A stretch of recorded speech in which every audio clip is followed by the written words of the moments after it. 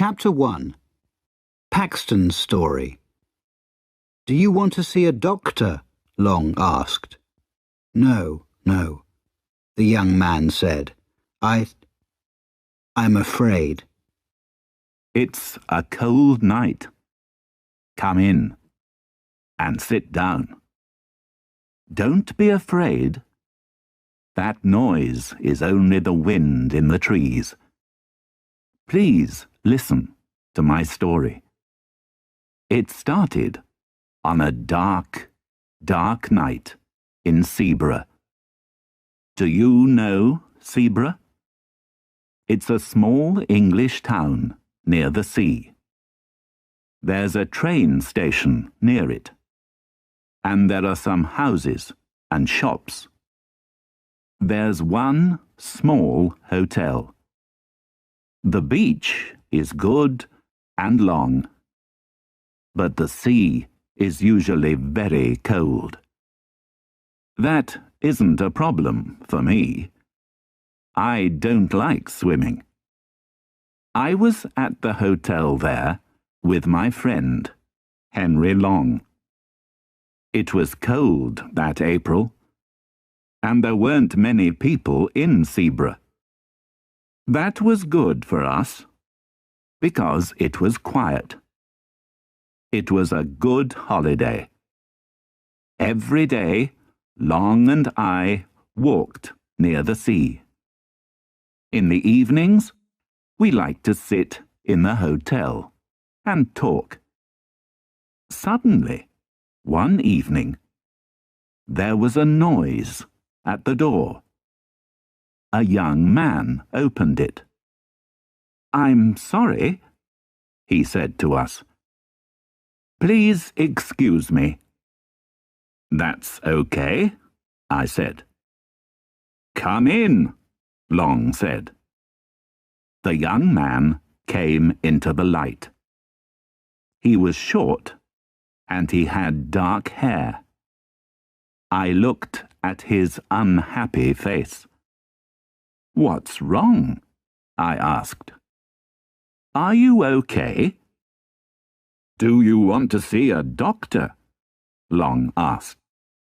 No, the young man said. I'm afraid." "Why?"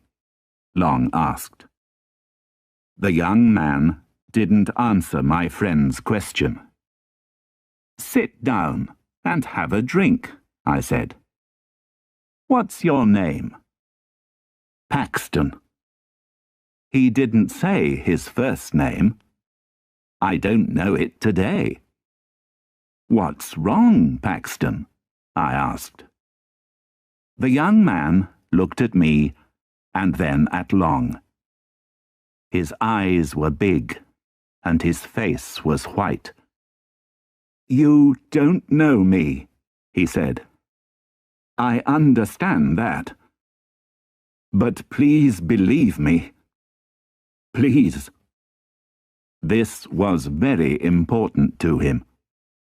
Then Paxton started his story. Long and I listened for a long time.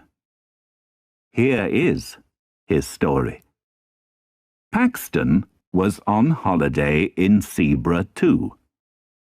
He liked old buildings, and there were a lot of them near Seaborough. One day, he went on his bicycle to a church near the town. It was a beautiful, small church.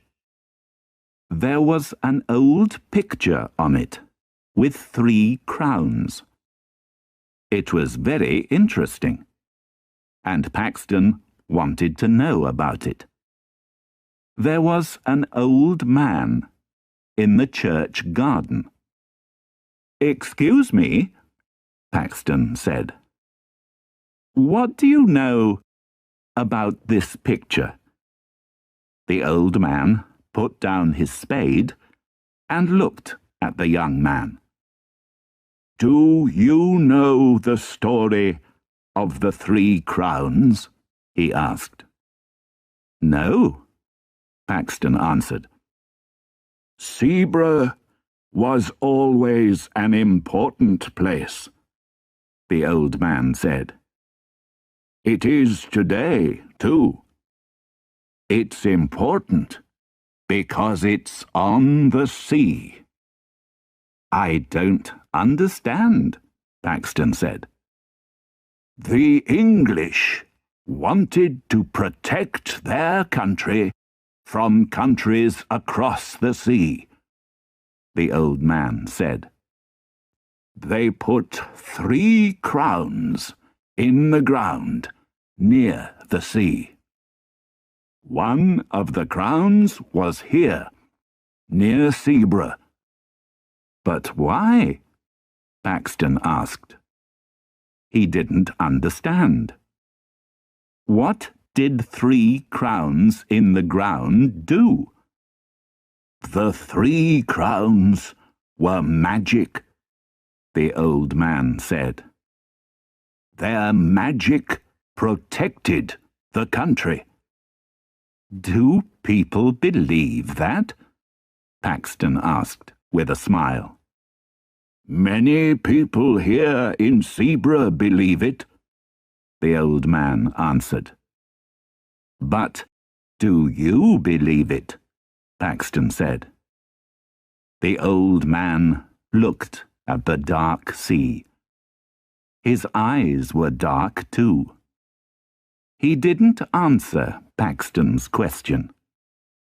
And where are these crowns now? Paxton asked. He looked at the water too. There was a boat on the sea. It was small, on the dark water. That's a difficult question, the old man said. One of them is in London now. Every day, people on holiday can go and look at it. One of the crowns is in the sea. Now only 1 crown is in the ground. But its magic is working today. Do you know about the last crown? Paxton asked. Where is it? I don't know that, the old man said. Who knows? Paxton said. Only the Agers family. Who are they? The old man looked into Paxton's eyes. Agers is a very old name in Seabrugh. The Agers were a family here for many years. Families come and go, but the Agers always stayed. They never moved away. Why not? The men of the family had a very important job.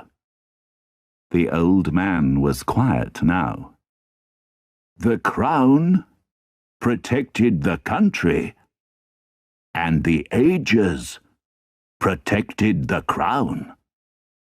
Paxton didn't believe the old man's story, but it was very interesting to him.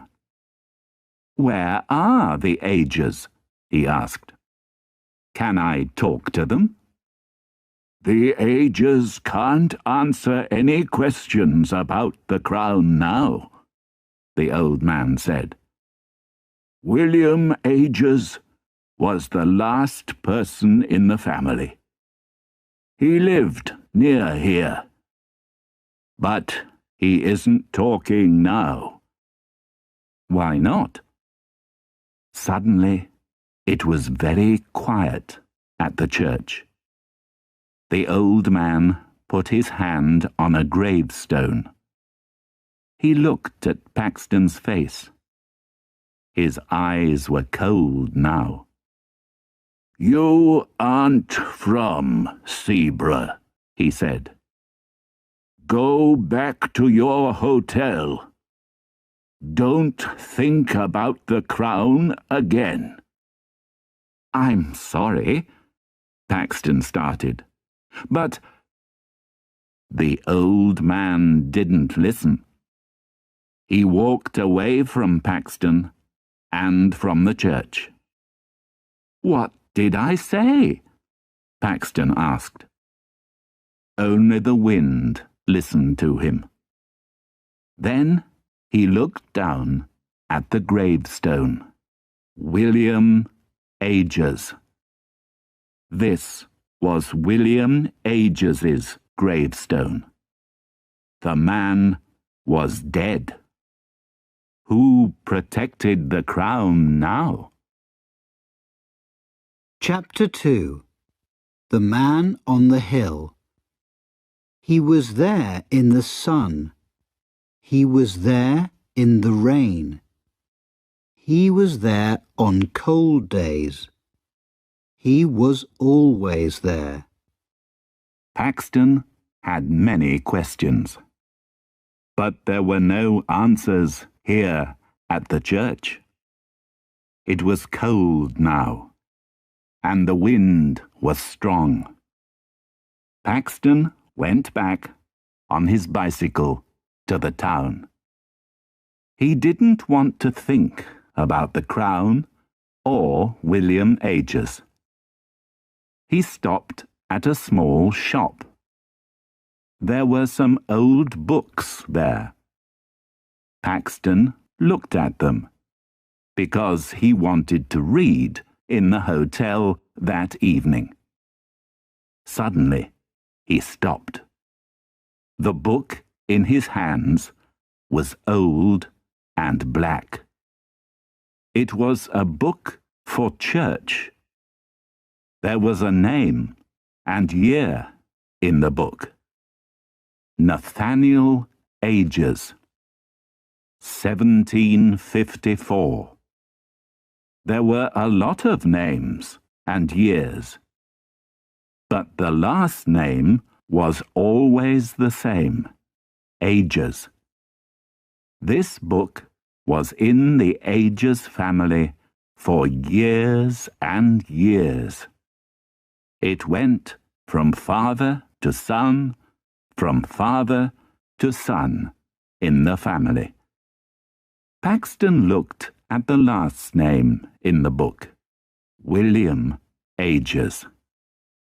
He had William's book in his hands. "Excuse me," Paxton said to the tall, thin woman in the shop. "What do you know about William Agers?" "That isn't a happy story," the woman said. "William Agers is dead.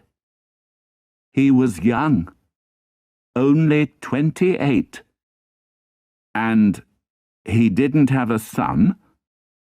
"That's right," the woman answered.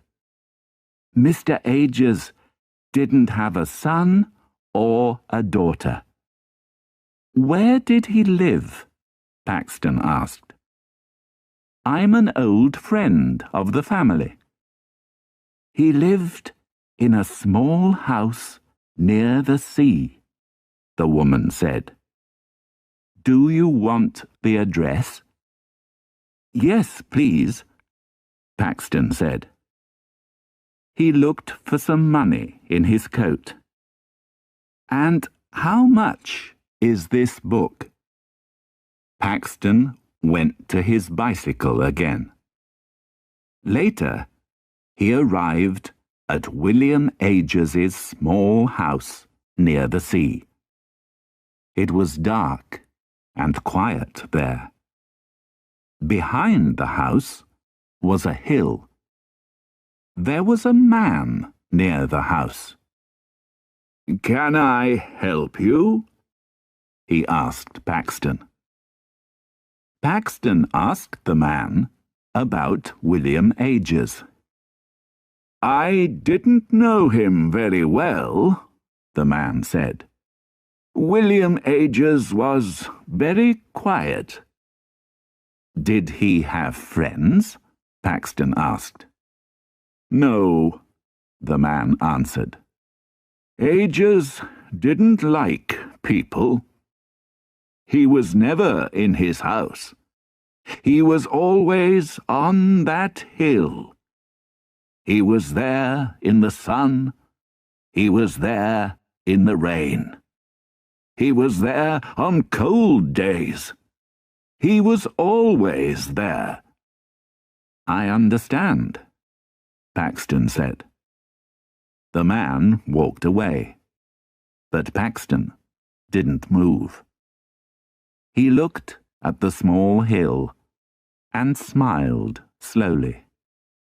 Was the last crown there? It was late now. The room was dark. Long and I looked at Paxton's white face.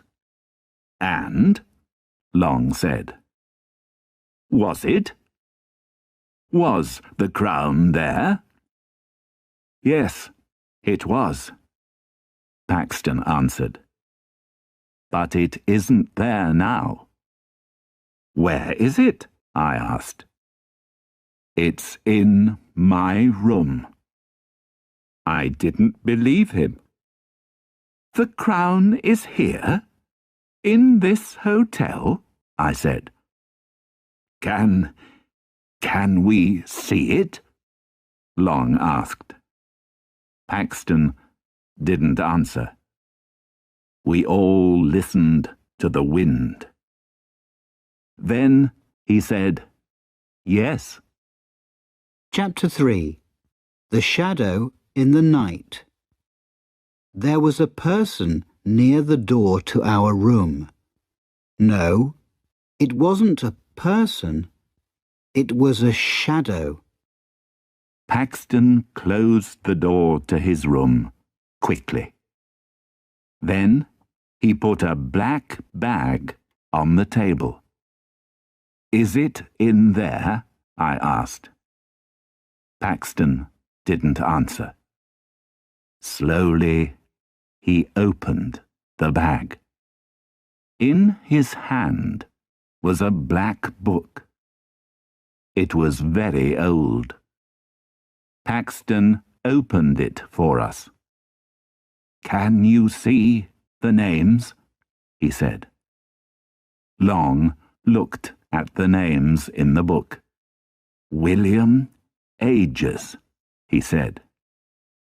But I didn't look at it. No.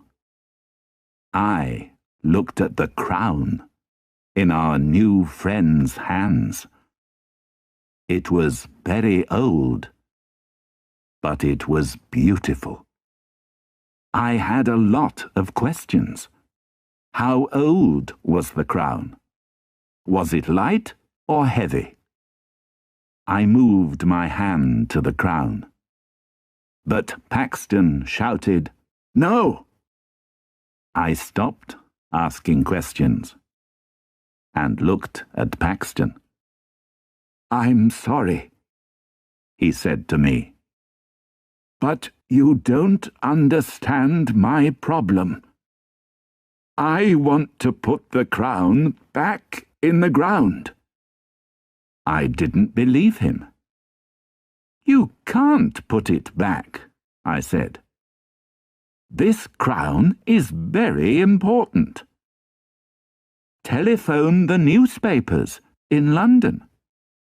"No, you don't understand," Paxton said again. His eyes were big and afraid. "Okay. Let's go to our room," Long said. "We can talk about the problem there." Paxton put the crown back in the black bag. He went to the door, but then he stopped. "Wait, go before me and look in your room," he said. "Please." "But why?" Long said. "We're the only visitors in this hotel." But then we remembered the crown in Paxton's black bag. I opened the door, and we looked left and right. There was a person near the door to our room. No, it wasn't a person. It was a shadow. It moved quickly. Who was that? Long asked. We were in our room now. I don't know, I answered. A hotel worker? No, it wasn't a hotel worker, Paxton said. He finished his story for us. Paxton went back to the hotel from William Ages's house that afternoon. In his room, he looked at the Ages's book for a long time. Then he closed the book and went down for some food. Later, he went back to the room. The book was open at William Ages's name. Paxton was afraid. But that didn't stop him. He went to the hill again with his spade. It was dark now, but he didn't stop working. Suddenly, there was a noise. Was it the wind? Paxton looked behind him. Was there a man in the trees? A dark shadow? No, of course not. Paxton started to work again. The spade was heavy now, and it was a difficult job. He wanted to sleep, but he wanted to find the crown too. And then it was there. The crown. Paxton smiled. He put his hands on it. Suddenly, there was a noise behind him again. It wasn't the wind, and it wasn't an animal. It was the noise of a man. An angry man. Paxton looked behind him. Again, no man was there. But wait. Did a shadow move? Paxton didn't know. But he was suddenly very afraid. He quickly put the crown in his bag and started to go back to the hotel. But now the shadow was with him. It was always behind him. Paxton looked back, and the shadow always moved quickly away. But then it came back. Sometimes it was near him, and sometimes it was far away. Paxton was very afraid. Who, or what, was the shadow? And what did it want from him?